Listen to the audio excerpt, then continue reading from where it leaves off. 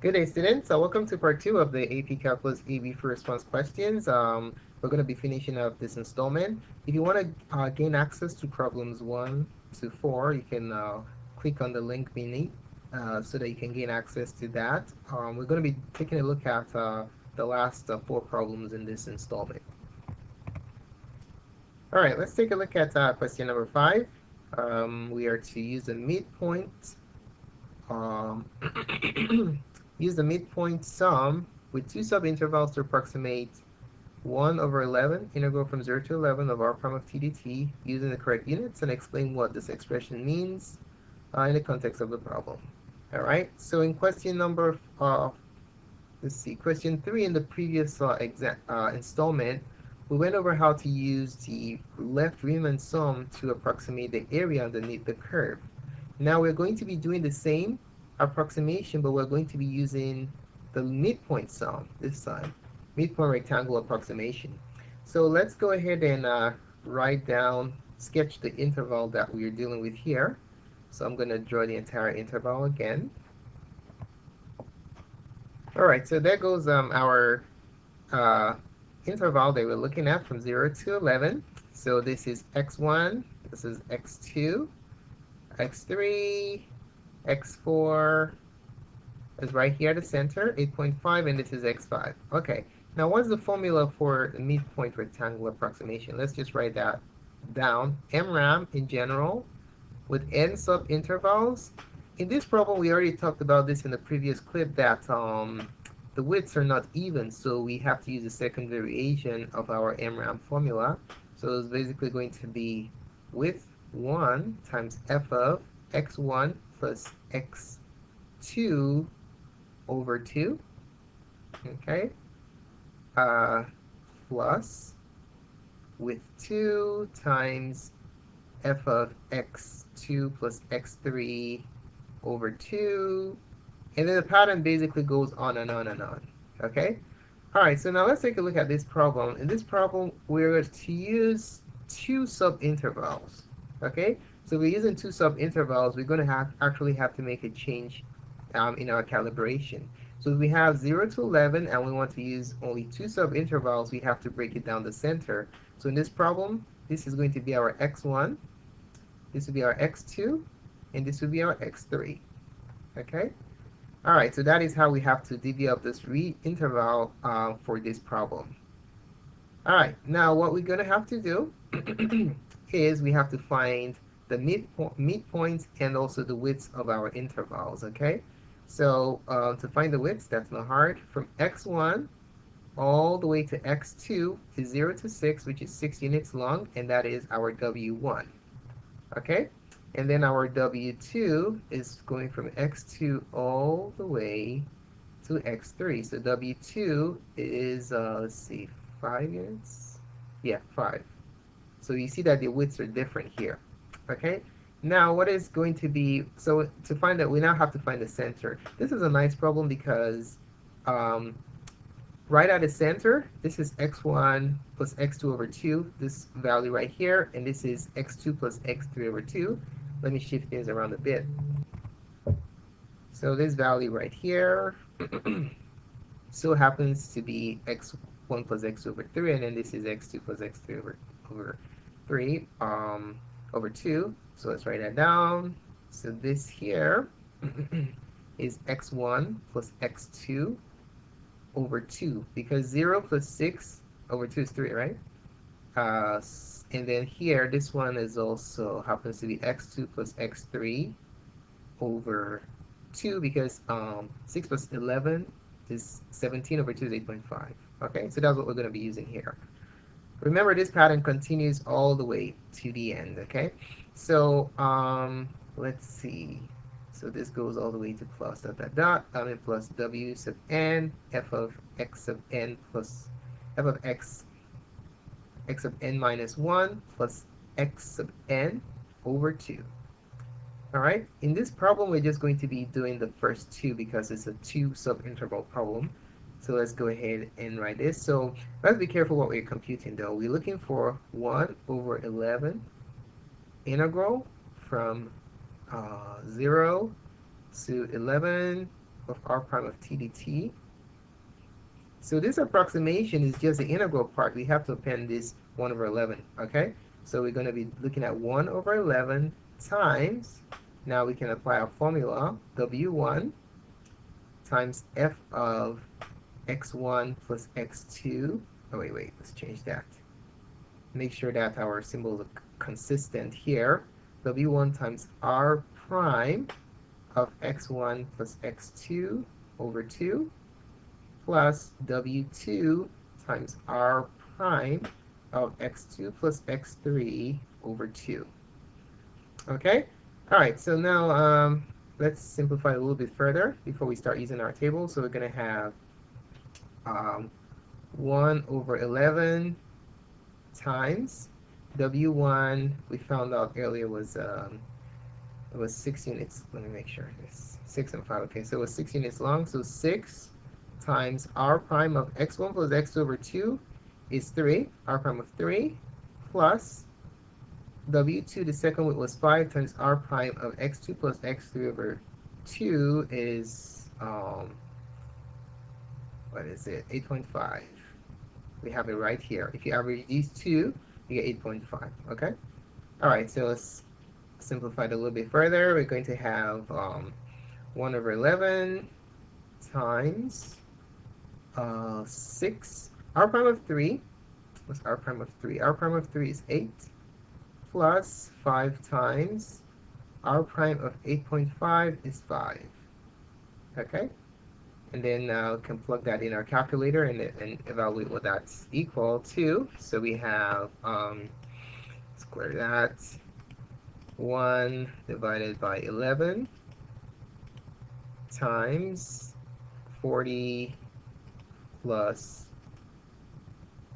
no, it's not 40. 6 times 8 is 48. 48 plus 25. And our answer is going to be 6.6363.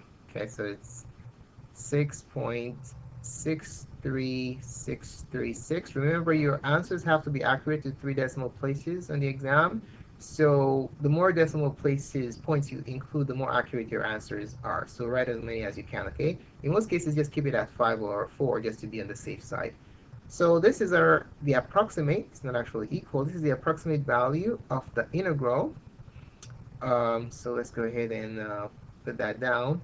Make a real quick change here. This is an approximation, okay? All right, so what are we approximating? What did we just find? Okay, just to help you remember, I'm going to write down the formula of what we just found to you, for you, and then see if we can state the meaning, okay? So before we talk about the meaning of our result using the accurate units, let's take a look at a formula real quick that will help you identify what this is. If you saw the formula, integral 1 over b minus a times the integral from a to b of f of x dx. What formula is this? This is a formula for the average value of a function. Okay, it can be written as like that, or f average. Those are the two ways that this formula can be written. Okay, so what we just calculated right now is the average value. A is 0 and b is 11, and then this is 1 over b minus a, 1 over 11 minus 0 of this function right here. And in this case, our function is the rate of change of the radius. Okay? Alright, so now that we've identified where this expression comes from, the average value of the function, the integrand is a function, let's go ahead and write down what our answer means. Okay? So, it's going to be as follows. The average value of the rate of change, of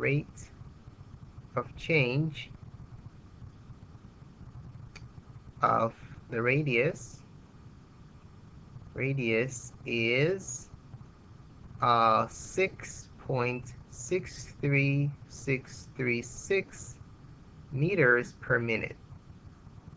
Okay, so that's what the average value is. We're just calculating the average value of the radius, the change in the radius per minute. Okay, and the unit is minutes per minute. I mean meters per minute. So that's basically what our unit is going to be, exact match as this. So you might wonder, why isn't it meters? Why isn't it simply meters? Now this is the explanation right here. If we were calculating the integral from 0 to 11 of r prime of t dt, this expression is the change in the radius, and this unit will be in meters, right? But when you introduce the 1 over 11 component, this is the reciprocal of a time unit. Okay, so this piece right here is meters, and then this is per minute. Okay, per minute. And then when you put them together, you're going to have meters per minute, exactly the same unit as the rate of change of the radius here. So this is the unit of the average value of the rate of change of the radius r prime of t. Okay, so that's that. To find the rate of change of the volume at t is equal to 6. So to find the rate of change of the volume, first thing we have to do is we need the formula for the volume of the hemisphere. So the volume of the hemisphere is V is equal to 2/3 pi r cubed. Now to find the rate of change, we need to differentiate this volume formula implicitly. Okay, so let's go ahead and differentiate this. So what we're going to have, we're going to use related rates to differentiate this. So if you differentiate the left side implicitly with respect to time, you're going to have derivative of v is just 1 dv dt, okay, equals 2 pi, 2/3 pi is a constant, so we factor that out. And when we differentiate r to the third, it's basically going to be 3r squared dr dt. Okay? Alright, so let's simplify this. That cancels with that. dv dt, which is the change in the change, instantaneous change in the volume with respect to time, is equal to 2 pi r squared dr dt. Okay, now to evaluate the instantaneous change in volume at t is equal to 6, what we'll just do is plug in 6 into our function, the derivative, the instantaneous rate of change of the radius. So what we're looking for is dv dt evaluated at t is equal to 6. Okay, so here we're going to have 2 pi, and then instead of r, we need to figure out what r is. So r of 6 square, okay, times the r dt. The r dt, we want to find the instantaneous rate of change when t is equal to 6. Okay, so you can write it like that, or to make it easier on you, you can make it, we can write it as r prime of 6. Okay, alright, so let's see what we can do here. We have 2 pi.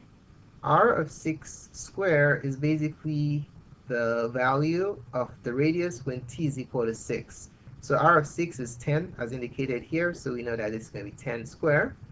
Now, what is the value of the derivative when the time is 6? We're going to use r prime of 6, that's 6.5. So times 6.5. And we just plug that into our calculator and figure out what the output is. So let's calculate it. It's going to be 2, well, to save time, we can just do these by hand, right? But let's just use a calculator. We start at 2 pi times 100 times 6.5, and you get 4,084.07. Let's write that down. So that's going to be 4,084.07. All right, so that's that. All right, let's take a look at question number 7. It says the derivative of the rate at which water leaves the bowl from 11 less than or equal to t less than or equal to 13 is given by r to the prime of t is equal to negative 1/2 t minus 11 to the third plus 4. Find the rate at which water is leaving the bowl when t is equal to 12. So what we are actually asked to find here is r prime of 12. Okay? That's what we're supposed to find. Now we're going to be using FTC part 2 here again. So let's go ahead and write down some equations. So we know that the integral from a to b of f prime of t dt is equal to f of b minus f of a, right? So you evaluate the antiderivative of the function at the lower and upper and lower limits of integration.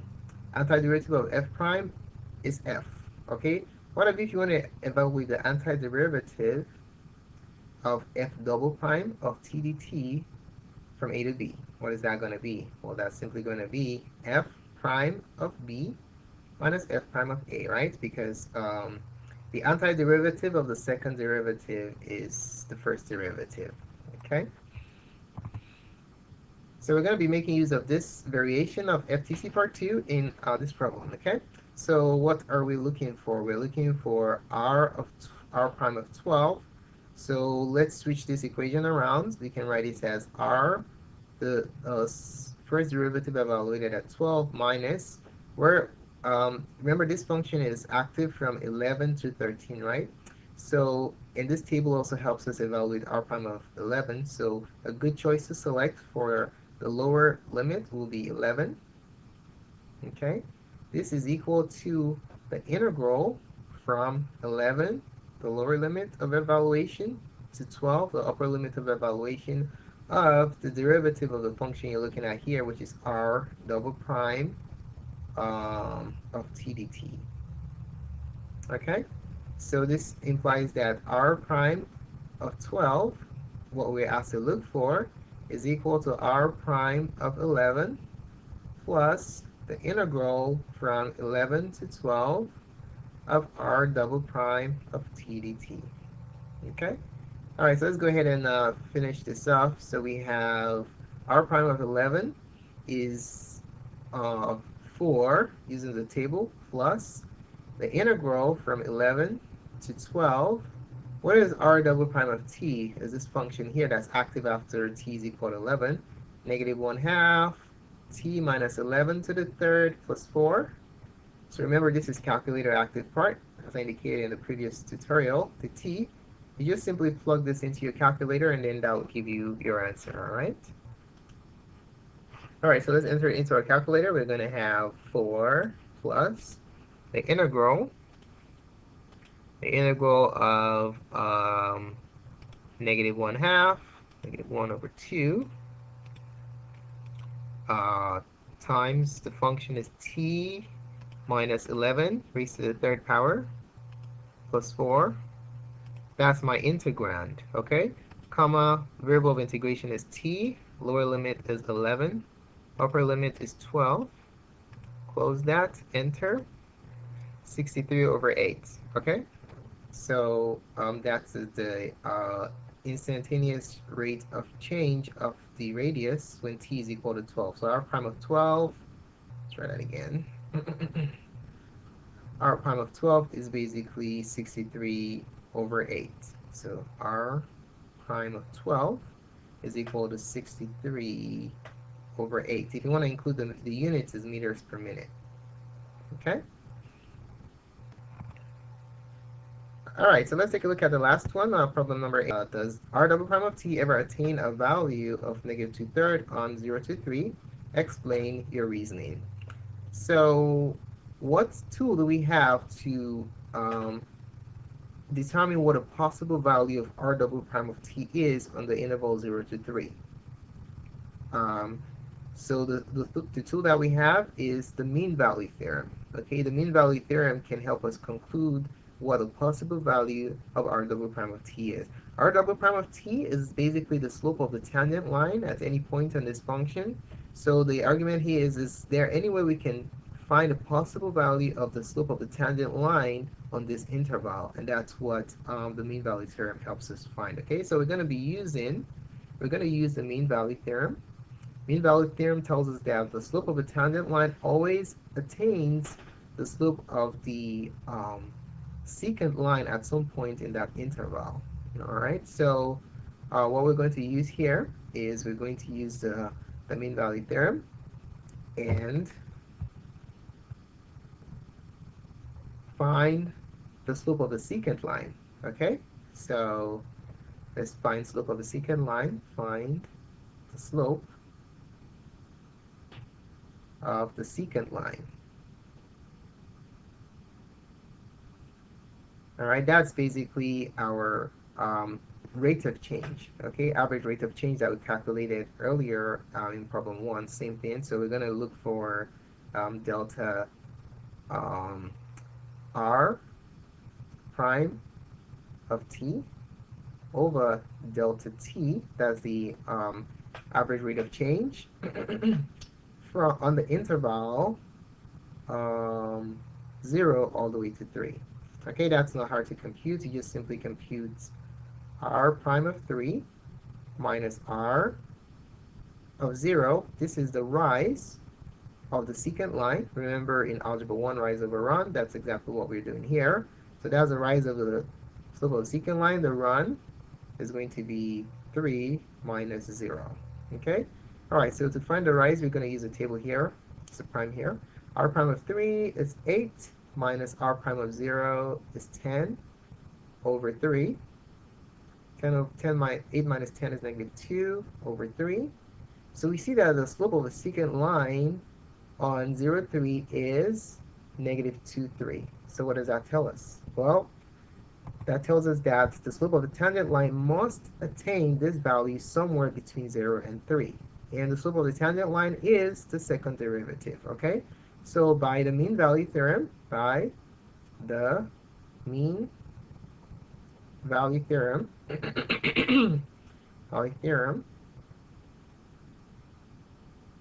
there exists a C in the open interval 0, 3, where